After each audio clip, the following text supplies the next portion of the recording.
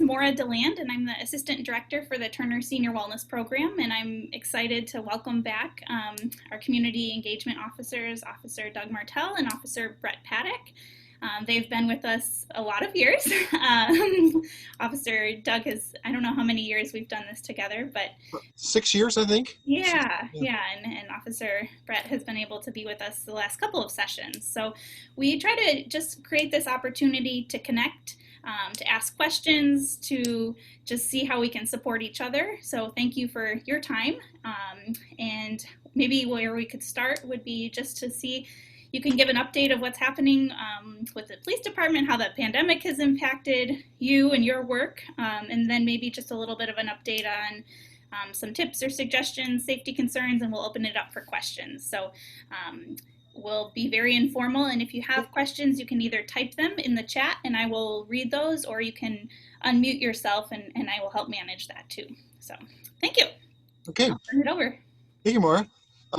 For those of that may not know me, I'm Doug Martell. I work for the Ann Arbor Police Department Community Engagement Office. Forgive me, I'm still getting used to these Zooms, so I never know where to look, whether I should look at the screen or I should look at the camera. So if my eyes are going back and forth, that's the reason why.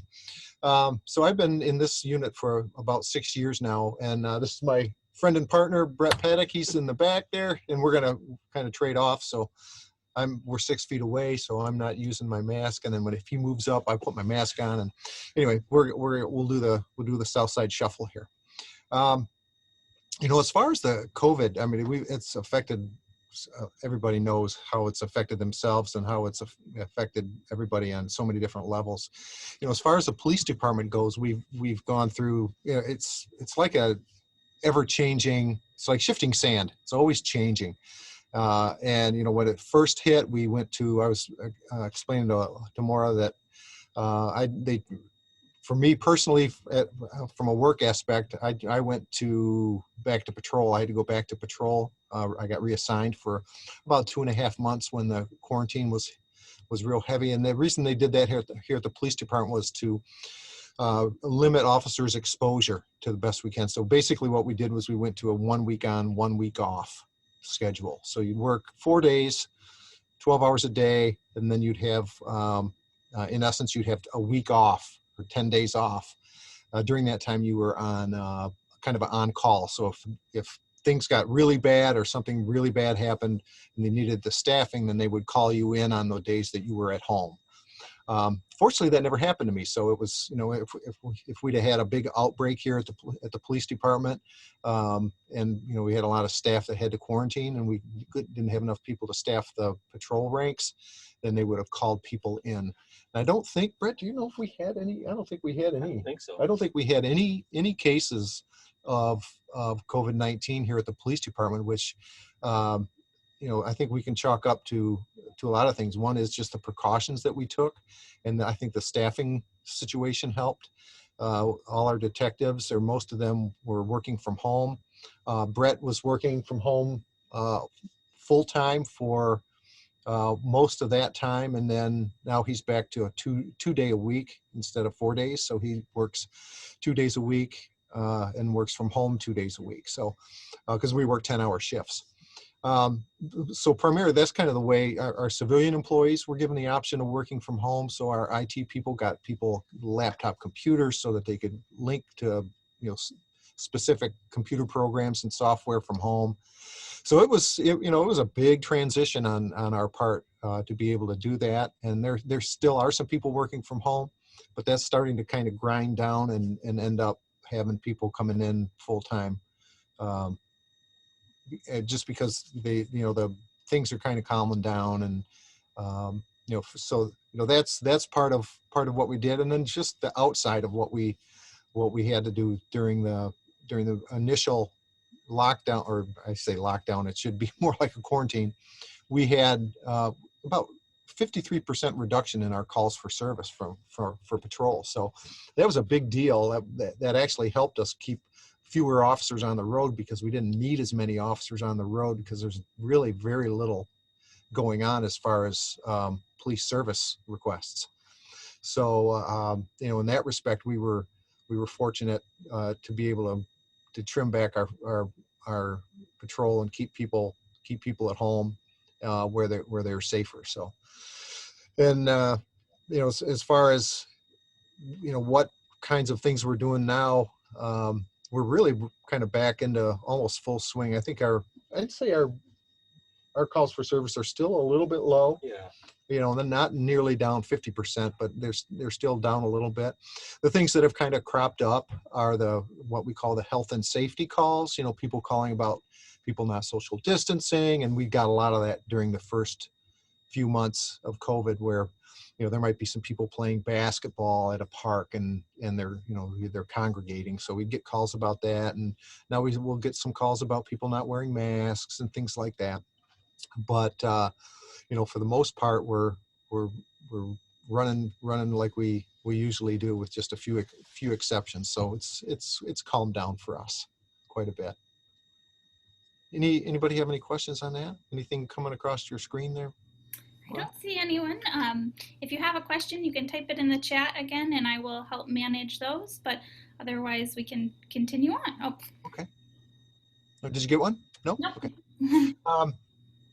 Just some things that are, since we're on the subject of COVID, which is really so much of what dominates our thought and our conversations these days, is, in the history of doing these Coffee with the Cops at Turner, there tends to be a lot of sensitivity or interest or curiosity about what's going on in the scam world, particularly because seniors, quite honestly, they tend to fall victim to this probably more often than most of the other population, for a couple of reasons. One is that the senior population tends to be quite trusting, and which can open up a door of vulnerability to them by the scammers. So I did a little research on what's going on with COVID in the scam world. And of course, just like anything else, it's despicable that the scammers will pick up on a tragedy and a pandemic to try to capitalize on people's fear and people's vulnerability. So one of the things they talk about is this contact tracing. And the contact tracing is, if somebody comes down with COVID, they're going to try to trace who that person had contact with, so they can warn them and get them into a quarantine situation, in hopes to minimize the ability for them to, either, if they have it, to expose more people and make that contact tracing even more difficult. So, one of the things that's come up is, people will get contacts from somebody saying they're from the CDC or the World Health Organization, or through some independent, contact tracing, and say, hey, we need some financial information for this contact tracing so that we can keep you safe. And the legit thing is that you don't want to give out any money information. If they look legit, and you don't want to get out anything financial. If they're asking like health questions, well, that's up to you. And there's nothing that compels you to have to do that. You can just tell them that you want to participate if you're suspicious of it. And another thing is to be suspect of these at-home COVID test kits. People, they'll send you emails or texts about, hey, we've got these in-home health kits that you can buy. It's so much, give us your credit card number and we'll send you some at-home health or at-home COVID tests. And that's certainly a scam. If you feel that you need to be tested, you just go to a place that's reputable, your family doctor or one of these hospital COVID test sites, or some of the urgent cares. If you're exhibiting, if you have some symptoms, then they'll give you, then you can get a test. So just be suspect of those texts and emails. They've actually been sending some with, tied in with CDC or the World Health Organization, kind of their logos, and just be suspicious of that. If you want information about that, I jotted down a couple of websites. One is coronavirus.gov. You can just go to that, or usa.gov/coronavirus. Those are the two that pop up in the Federal Trade Commission's website that you can visit and get reliable information on that. And I didn't go to those, but I imagine they probably have something in there about contact tracing and how to tell what's legit and what isn't. So, those are the kinds of things. You just like anything else, you have to be diligent about what's coming through your texts and your emails. Don't answer those robocalls. Either don't answer them or just hang up on them. If you do answer them, don't say anything. Don't say, if they ask a question, then don't say yes, because they'll use your voice recording in the affirmative to get things in your name sent to them. So just be wary of those things. So don't click any of those CDC or World Health Organization links if you get any in your email or on your texts. They're typically not reaching out to people. They're the one they count on you to reach out to them. Again, there's the whole charity thing that goes along with these pandemics. People are seeking money for all sorts of charities and causes to help people that are out of work or need food or are ill. And my line is, and if you've been with these before, my line is, I choose my charities. My charities don't choose me. So just beware of people that are reaching out to you for any type of financial assistance. And never donate any cash or give your credit cards or wire money to anybody. So those are just a few of my and we have Barbara. Hello, Barbara. So that's just my kind of my hit on the whole COVID-19 thing. It's just like anything else. Anytime there's a disaster or something going on, anytime you see these, if there's a big hurricane down south or some natural disaster, the scammers are out there playing on people's heartstrings to get money for their own cause and not the cause they're talking about. So. Any questions on that? I know I kind of flew through that, but you got anything else on that, Brett, that you can think of? I was just going to suggest, along the same lines as what Doug was saying, some of the environmental stuff. There's certainly always out there the personal aspect. We actually had an example of that within the past couple of weeks. Another housing complex that Doug and I go to quite frequently and do coffee with a cop. We do a lot of fraud talk, and this particular individual was very, very in tune to a lot of the crime prevention, safety things, and actually was contacted by phone about a family member. So you always have that too, as well as all the other stuff that Doug just mentioned. But we've always, seen and heard of somebody trying to tie into someone's a family member who has an ailment or injury, accident, or something along those lines. And again, this person was very, very in tune to a lot of crime prevention tactics that we teach. And she actually was almost going to wire $20,000 to someone, I think in Texas, if I remember correctly, but had her believing that a family member was ill and in dire need of money. And again, this person was very, very cautious of, all these types of scams that we mentioned.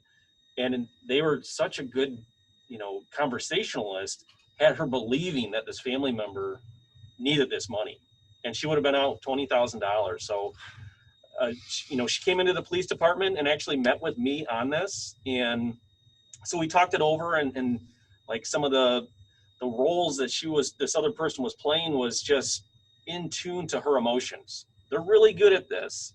And once they get your emotions, you kind of start, like she was saying, these tactics that she's heard Doug and I talking about just kind of floated away. And she took over the conversation, this other person on the line, just had, our friend believing that she had to wire this money to this person over the phone. So it's not just the environmental stuff. It's always this, we've always heard of the family tie-in, and it's still going on.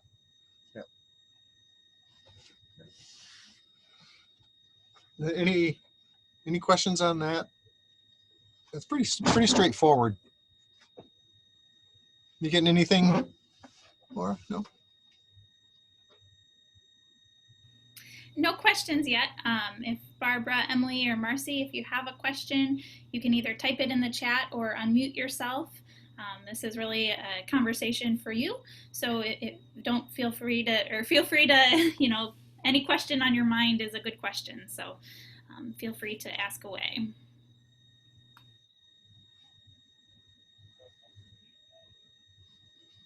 I know it seems there's been some talk, and I haven't followed it really closely, but I know the Medicare, there's been some issues on and thoughts of, people doing Medicare fraud. I know that's usually, that never completely goes away.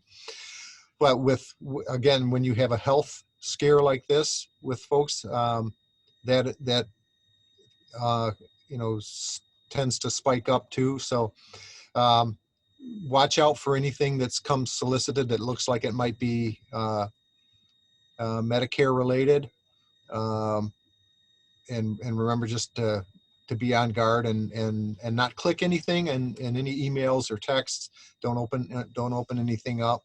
If you have questions about your Medicare, I'm sure that there's probably a website on the back of your card that you can visit and ask them. That way, you're reaching out to them, and some scammers not reaching into your world and asking you for information they don't have any business asking for.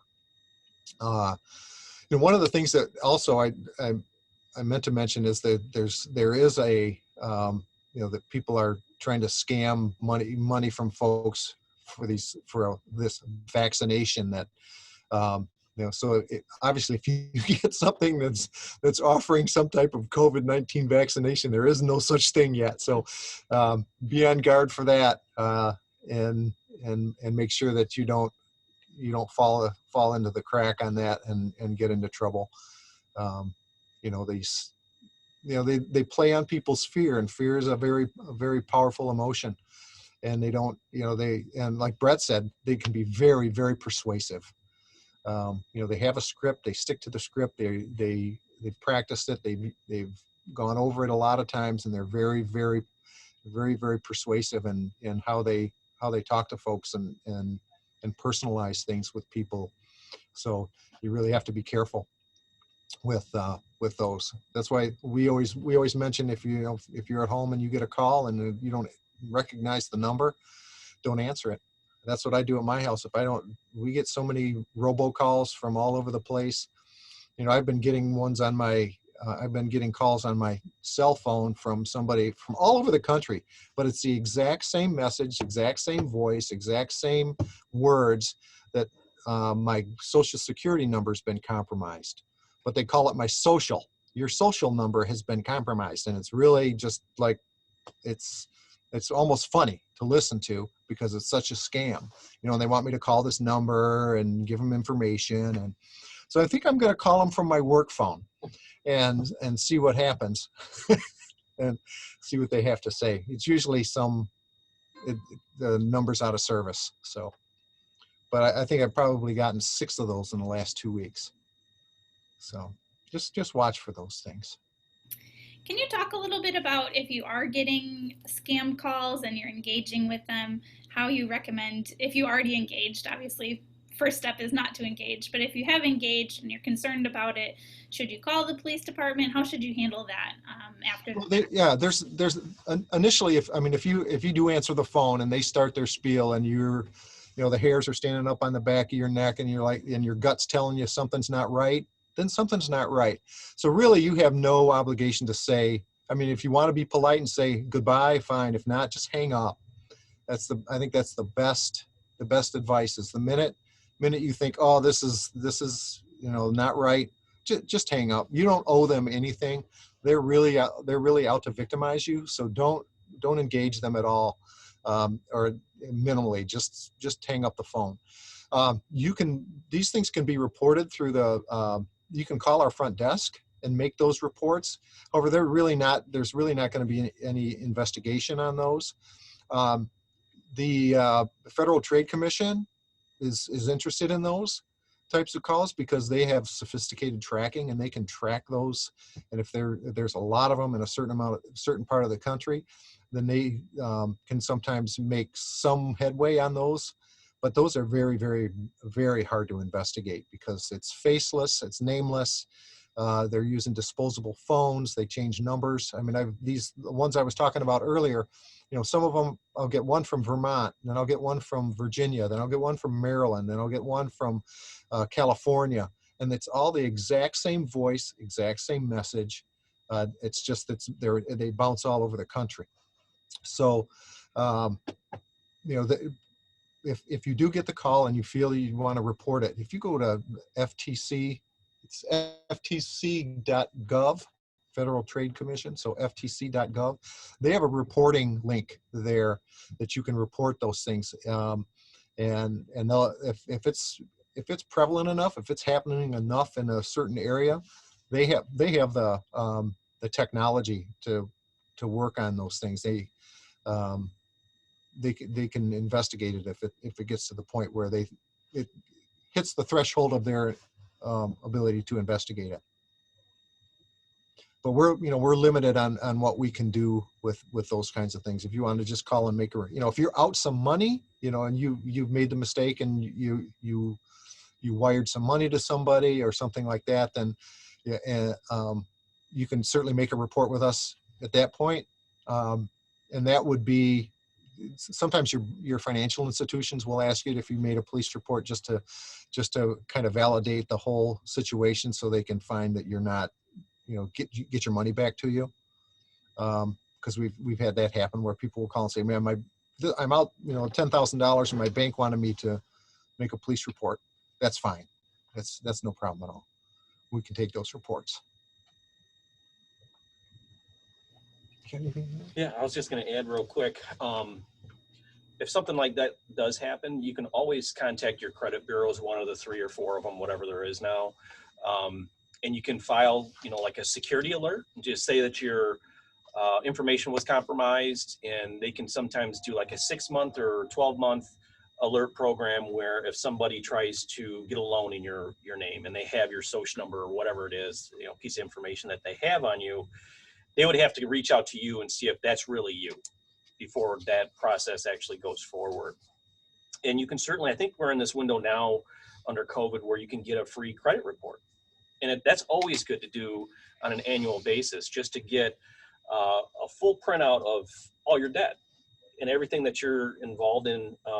If you have something that's kind of sideways and you don't recognize that, you can file some type of fraud report, like Doug was saying, with the local jurisdiction if it's us, and certainly let the Federal Trade Commission know, and then alert the credit bureau as well that is reporting that. So.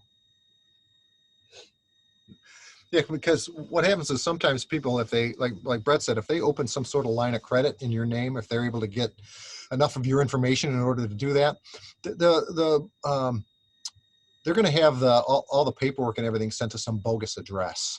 Okay, so it may not necessarily come to your house. Sometimes people will get a bill in the mail and they'll look and somebody bought 5 cell phones in their name. Well, that's a cue as they live alone and they have 1 cell phone, they don't need 5.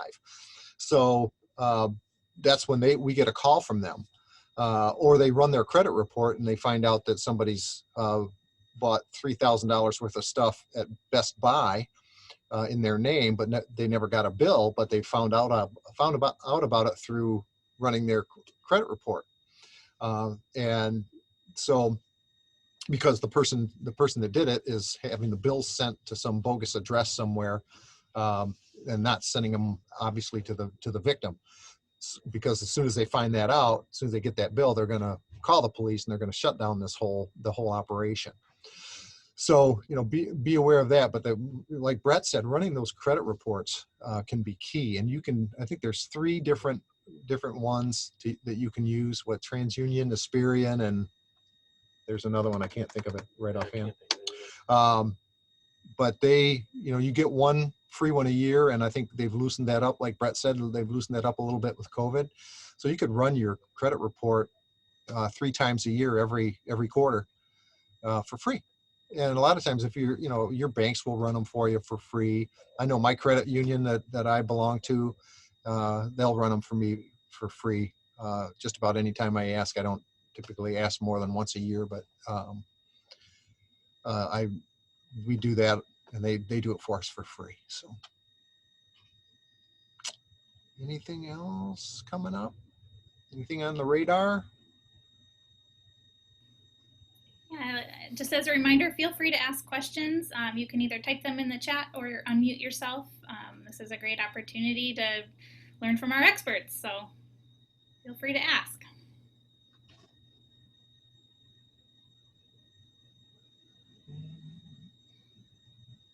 Maybe you could talk a little bit about, while people are stewing on their questions, talk a little bit about the calls that you have gotten for, people not wearing masks or social distancing. How have you been responding to that, and how may that change with all the new changes with the governor's orders and now the health department also making the same recommendations? Any suggestions on that or tips for how you've been handling that?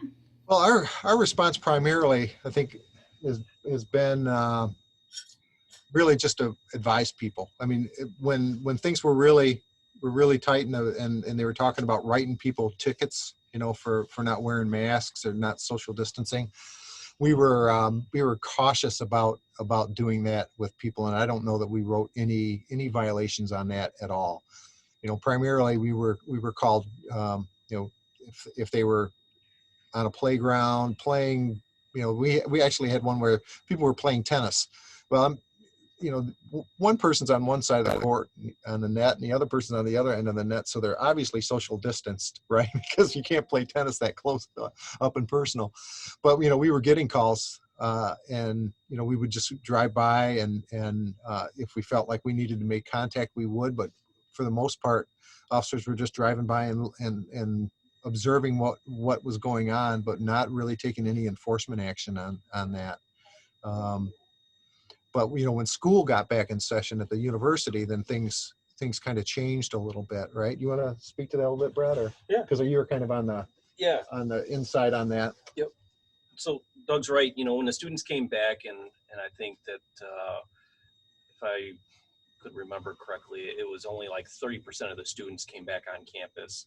But we still had these issues of parties and whether or not they were socially distancing or not. So we partnered with U of M Public Safety and doing the implementing the ambassador program, which basically goes out in the community, and if there's a complaint of social distancing issues or party issues, initially it's the ambassadors that engage the individuals and educate them. And Doug's right, with this community just locally, we haven't really had to take that enforcement step too often. I think that we maybe have written 1 or 2 tickets, or something on one hand, if that's even the case. I can't even remember. I haven't heard of any, but so everyone is really participating, agreeing in mass, the social distancing. So with this program with the students, it's been working out fairly well. If it gets to a point where the ambassadors, who are typically civilian students staffing from U of M, they need us, we're there. We have a program where we have officers assigned to this, and they work in conjunction with the ambassador program. So if there is any re-education on the education they just got from a uniformed police officer, then that can happen. So, and certainly the last resort is if we need to take enforcement action, which we're just going to really try to enforce the education part of it. So, if that makes sense. But I think across the map here, across the board, everyone's really in agreement with the social distance, all this, the safety concerns and precautions. Yeah, I think the people are, I think there's a lot of compliance. Yeah, people are really complying with all those requests to wear masks. I think there's a few exceptions, but for the most part, I think people are with the program now. Good. How is crime, like burglary, coming to your home? Right now? Yes. Actually, just about everything is down right now. I would say we're not getting a lot of crime reports, as far as like breaking and enterings and things like that. Um, Everything's really kind of slowed down. The only thing that's really kind of maintained its thing is like the family troubles, and domestic assaults, those kinds of things, domestic family problems have kind of remained the same. But everything else is way down. When we were first when we were first, everybody was quarantined back in March and April. um, I was telling Maura that our calls for service were down about 53%. And a big part of that was car crashes, because people, I mean, you could drive around Ann Arbor at the rush hour times, and there was virtually nobody on the road. And so there wasn't anybody to crash into anybody else. Everybody was at home. So there was so little traffic that you couldn't help but, I mean, when I was working patrol, it wouldn't be uncommon for me to take 3 car crashes on my shift. And that was just me. There was other officers out there taking car crashes too. And I went 2.5 months and I took 1 car crash. Oh my gosh. So, and that's a 12-hour shift. So, I mean, it was just really uncanny. It was kind of eerie to drive around and not see people on the streets walking or driving. Yeah. So, in that respect, the virus has brought that down a little bit. But, family troubles have stayed the same and pretty much. But, things are starting to go, people are more active now. There's more freedom. So people are moving around more, and things start to go up. But I don't think we're to the point where we were before, pre-COVID, as far as that goes. And we're not really all that high on that kind of stuff in Ann Arbor anyway, fortunately. Excellent. Good to hear. Yeah. Do we have any other questions?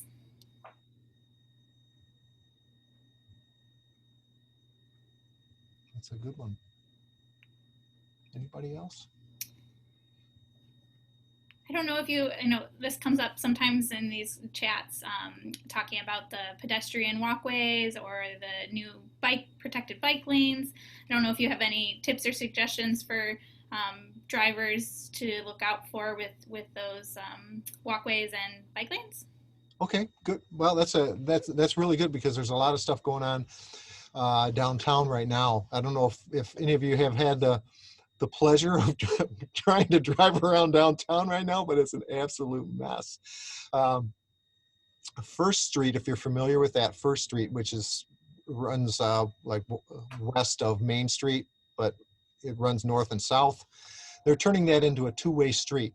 It's been a 1-way street. Well, almost all of it has been a 1-way street, except for quirky Ann Arbor. You drive along on a 1-way street, and all of a sudden it's a 2-way street. So they're turning First Street into a 2-way street with one of those protected bike lanes. So that's going to be, when that's done, that'll be a switch for folks. If if you don't get downtown a whole lot and you've had an occasion to use First Street, it's going to be a 2-way once they open it up. So that's going to be a little bit different. And they're going to work on, I think Ashley Street is going to become a 2-way street also. And I don't know if I doubt if they'll put a protected bike lane on that. But these protected bike lanes, they have one on William Street that runs from First to State Street on William. And you have to be a little bit careful, because if you're not used to it, you could actually if you're making a turn, you could actually accidentally pull your car into the bike lane, which you're not supposed to be, because you're a car, not a bike. We've had that happen a couple of times where people have driven their cars into the bike lane. So you have to be particularly careful about that. The bike lane is marked out by green paint. So the whole bike lane is all green. So you'll know that that is a spot where bicycles are supposed to be and not cars. The other thing I would caution people about, and I saw this happen on my way home from work one day, is you know how they put the stop lines across the road? So when you pull up to an intersection and you're stopped for a stop sign or a stoplight, there's that big, thick white line that comes perpendicular to the street that you're supposed to stop your car behind. If you're stopped at, if you're on a street that has one of those bike lanes, those protected bike lanes, make sure you stop your car back behind that white line. If you inch up into the intersection, I saw somebody had inched up into the intersection past the white line, and a bus was making a left turn and scraped the whole front of his car off. Okay, so you want to make sure that you're stopping your car back far enough away from the intersection so people that are turning left, especially those big AATA buses, have room to make their turns. Okay, because you know they're 45 feet, 50 feet long, and they're not going to make that turn with your car way up there without scraping your bumper off. So, and then just watch out for people. You know, just because those bike lanes are there doesn't mean people are using them properly. Before they opened the one on East William, the Downtown Development Association or Downtown Development Authority invited a bunch of us over to do a kind of a educational opening fair kind of thing, and they had a lot of activities and things, and one of the big things was the education of how to navigate these bike lanes for people that ride bikes. And you know, they put up some signs. They put up like no turn on red signs, so to give the bicyclists a little bit more safety cushion. But just because you educate some people on it doesn't mean they're going to use it properly, and you can't educate all the bicyclists. So there's going to be people that aren't going to use them properly, and so you still have to be diligent about when you're in those areas to make sure that you know that there's a chance there's going to be increased bike traffic just because there's a protected bike lane there.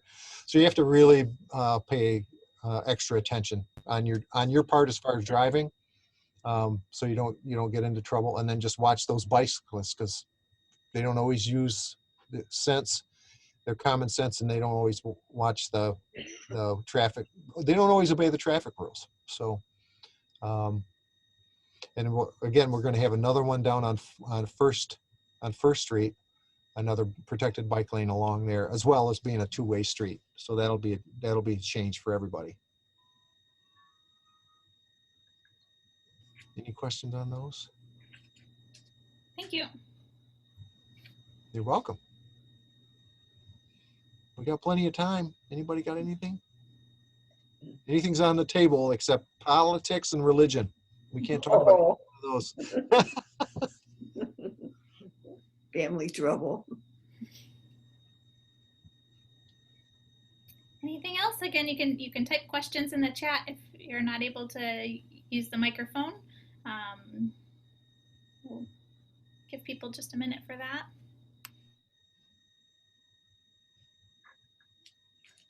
You think of anything that's been going on that? No, yeah. Yeah, you know, it's been kind of uneventful here, which, you know, I guess from our perspective isn't such a bad thing. You know, we've had a few things here and there, but it really hasn't been, you know, other than all the things, then, you know, the learning curve we've had and the changes we've made for COVID.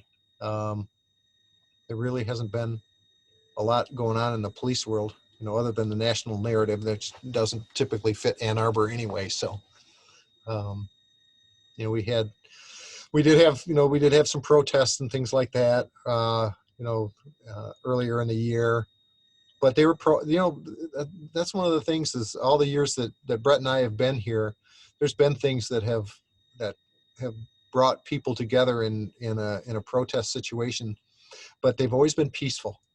I think we're blessed in that respect that, you know, the people that are doing those things are just exercising their First Amendment right to free speech, and they're not starting businesses on fire and breaking windows and flipping cars over like they do in some of the big cities. So, you know, we're fortunate that we're able to live in a place like that and work in a place like that where we don't have that, you know, that civil unrest to the point where we have violence. You know, everybody's peaceful, and our role in it was just to keep them safe. So what we did was we ran when we had the big protests. We would get a bunch of police cars, and each one of us we'd block intersections so that the cross traffic wasn't running into didn't have a chance of running into the protest march.